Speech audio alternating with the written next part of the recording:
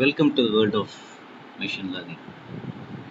What we will try to see in the next 10 minutes is what is this machine learning is all about. You may have heard about machines constantly learning on its own. So what does that mean? Uh, does it really happen that way? And how will we even know that if the machines are constantly producing predictions, did they get it right? And if they get it right, that's fine. But what if it was wrong? Who are going to inform the machines that they were wrong, and will the machine correct itself? So these are some of the questions that we will attempt to answer in the next 10 minutes. To begin with, let's look at what is machine learning. Machine learning is basically a computer algorithm that reads data, it learns from it, it identifies some patterns in it. There are different types of algorithms which has varied approaches to identify the patterns. So what are these patterns that we are talking about here, and how does it make sense? For instance, you could ask an algorithm to figure out the mileage of a car.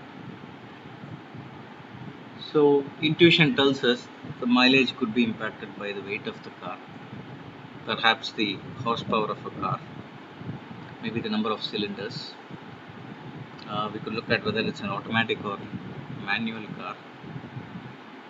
We could look at number of gears.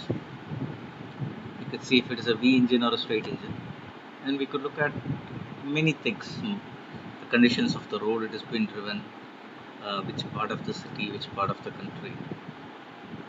Let's assume that we have collected number of data points, and what we could do is we could give it to a machine learning algorithm, and we could say, here is my target variable, here is a combination of many input variables, have a go at it. And there are many techniques for us to call. Let's assume that we are able to call one such algorithm.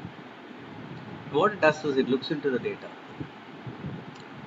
and it formulates some kind of a model, identifies some patterns, and then it come back to us with an answer. We could also look at another algorithm where we are looking at identifying employees who are more likely to quit. So this is again based on past data. So assume that you have a database of employees. Some of them are still in the system, some of them have moved out of the organization, and you kind of want to understand, what is the difference between these two groups of employees who are still here, employees who are quit. Now, what kind of employees are more likely to quit? And again, you could think of number of reasons like their overall experience, number of years in the current role, their past performance, incentives, do they travel a lot, the distance from their office to their house, uh, were they stuck in their current role for a long time or the current designation, is there any competitor opening shop close by, and so on and so forth. Now, you may do simple exploratory analysis to identify key indicators. For instance, you may do a correlation or an equivalent in comparing employees who have quit and who are still here, perhaps with the distance of travel from their house. Or you may compare it with the years that they have spent in their current position. And you may see a pattern. People who are at the same position for a longer time, they are more likely to quit because maybe they are not getting promoted or recognized, so they are moving out. Now, you may get this information from a simple exploratory analysis. You don't need machine learning for that. But then you kind of understand that's not the only reason. There are combinations of many reasons. Maybe it is a combination of distance from the office to the experience to being stuck in the same position, or it may have nothing to do with that. It might have everything to do with purely the number of travel employee takes. It might have to do with a specific department where the employee is working, and which may be different for different employees. Now, while exploratory analysis gives you an idea that these are potential indicators, but how exactly do they matter in terms of the final decision? That a machine learning algorithm will be able to find. So these are some of the examples. But to get a little bit more closer to the information, to make it easier, I've kind of formulated some of the business problems that you will come across and what kind of machine learning algorithms exists. So broadly I'm calling them as techniques, and there are some algorithms. So just to differentiate between those two, what it means. So let's take some simple business problems. Let's take you have an issue with the cost structure in your organization. Maybe you are overrunning your costs more often. Maybe you have a problem with margins. Maybe you have a problem with revenue. Maybe you're trying to find out the price of a second-hand car, or you're looking at viscosity of a tire, mileage of a car. Maybe you're looking at identifying the number of customers who will come into your shop based on a campaign that you do. One commonality for all of these problem statements is that the problem statement, which usually starts with a target variable of interest, is numeric in nature. For instance, mileage could be a number from 10.x miles per gallon to maybe 40 miles per gallon or something like that, or even more. Cost is basically cost structure within an organization. What percentage of your revenue is cost?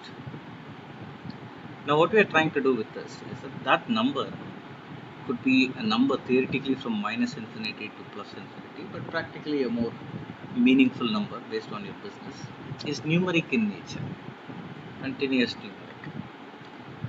And if you end up with a problem statement or a business requirement where the target variable is numeric in nature, then the kind of techniques that we use, we call them as regression or equivalence. And some algorithms, or they take a different approach to applying these kind of problems. So there is something called an ordinary least square technique, which is also called as linear regression. We have variations to that like ridge or lasso or elastic net. We also have alternate approaches like decision tree algorithms or random forest. You could perhaps look at neural network. There are various techniques available for us to do a problem solution where the target variable is numeric in nature. We call them as regression suite of algorithms. A second scenario is, instead of a continuous numeric value, your target variable is a choice. It's a set of categorical values. So whether an employee will quit or stay, you have only two choices. Whether somebody is suffering from a serious disease or it's just they're all right. It could be whether a loan will result in a default or not. The risk level of an insurer, which could be low, medium, or high. There you have a set of choices. Now, most of the problem statements tends to be two choices. Sometimes you may end up with three or four, quite rarely higher than that. So when your target variable or a variable of interest, which is basically derived from your problem statement, is categorical in nature, the set of algorithms that we use is called classification. And again, there are a number of algorithms like logistic regression. Um, we have random forest, neural network, XGBoost, light GBM. They all play their roles there. Sometimes you're not just dealing with the target variable. You are perhaps looking at a scenario where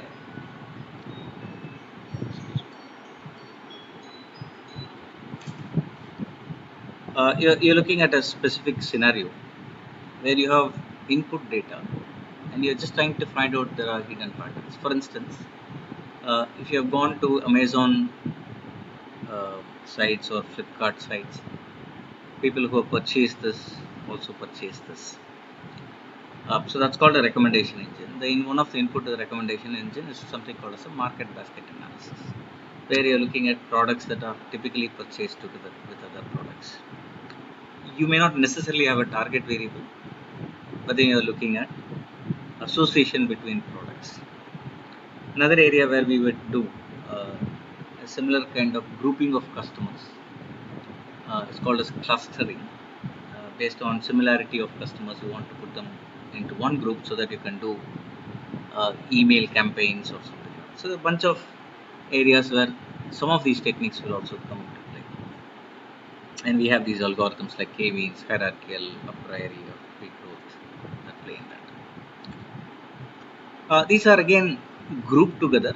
If you have a target variable, they are called as supervised techniques, on which you can usually train and test the models. The second category, which is the last row item, is called unsupervised learning techniques, where you don't have a target variable, you're merely looking at your input data and trying to find some hidden patterns. Now, these are some of the techniques of machine learning techniques that we apply depending on the problem statement.